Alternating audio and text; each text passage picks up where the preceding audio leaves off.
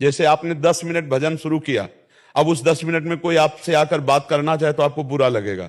यार 10 मिनट तो भजन करता हूं, कम से कम चैन से 10 मिनट भजन, मतलब मन 10 मिनट के लिए राजी हो गया। तो हम धीरे धीरे उसको समय से बढ़ाते राजी करते चले जाए।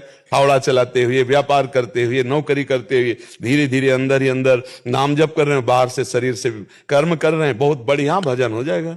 तो ये जो चल रहा है बहुत बढ़िया चल रहा है। बस आहार शुद्ध रखो, संग शुद्ध रखो, तो हमारे विचार शुद्ध रहेंगे। स्थिति में रहते हुए आहार में जैसे घर में लहसुन प्याज वगैरह खाते हैं तो फिर नहीं, लहसुन प्याज और ये तमोगुण की वृत्ति करने वाला, इसमें मंत्राकार वृत्ति तो के कारण अगर घर में नहीं। बोले तो पत्नी है फिर वो कहती है हम भी नहीं खाए क्या तुम्हारे चक्कर में। तो वो अमरवती है क्या, वो अमृत है क्या प्याज लहसुन? यार बिना इसके कितना सुंदर सुंदर भोग बनता है वृंदावन में, सब ठाकुरों को 56 भोग लगते हैं। यार प्याज लहसुन केवल तमोगुण के कारण त्याज्य है।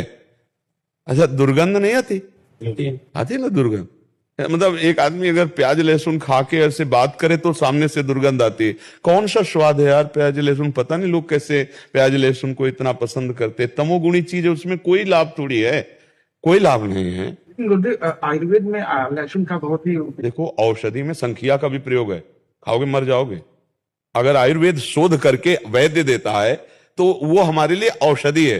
देखो, बहुत सी औषधियां दूषित पदार्थों से बनती है, लेकिन दूषित पदार्थ नहीं है, उसे हम औषधि बोलते हैं। हम औषधि पा गए औषधि के रूप में। तो औषधि के रूप में जैसे किसी का गठिया बात है, गठिया रोग है, तो लहसुन बड़ा काम करता है।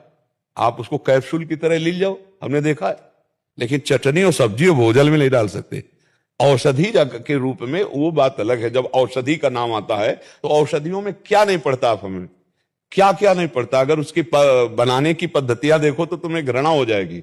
बहुत सी ऐसी औषधियां हैं जिनकी बना, अब आपके देखो संख्या जहर है ना, हाँ, दमा आदि बीमारियों में आयुर्वेद में शोध करके उसे दिया जाता है।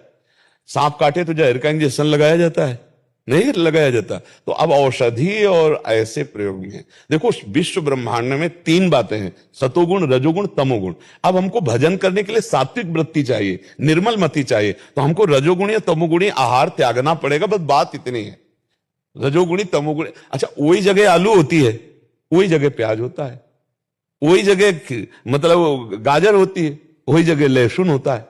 खेती में अपने लोग किसान की तो सब देखा है, ये खेत है आलू का, ये खेत है प्याज लहसुन का, ऐसे खूब खेती होती है, बिल्कुल पवित्र भूमि में होती है। लेकिन वो तमोगुणी है, बस इस बात, वो केवल इसलिए कि तमोगुण पैदा होता है हमारे भजन में विरोधी, इसलिए उसे नहीं पाया जाता।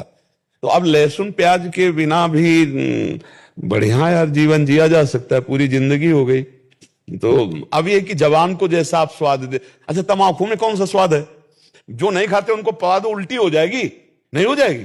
और वो बड़े स्वाद से आराम से रखे रहते और बातें करते रहते। तो भाई देखो, स्वाद अगर पकड़ लिया प्याज लहसुन का तो फिर कैसे बनेगा?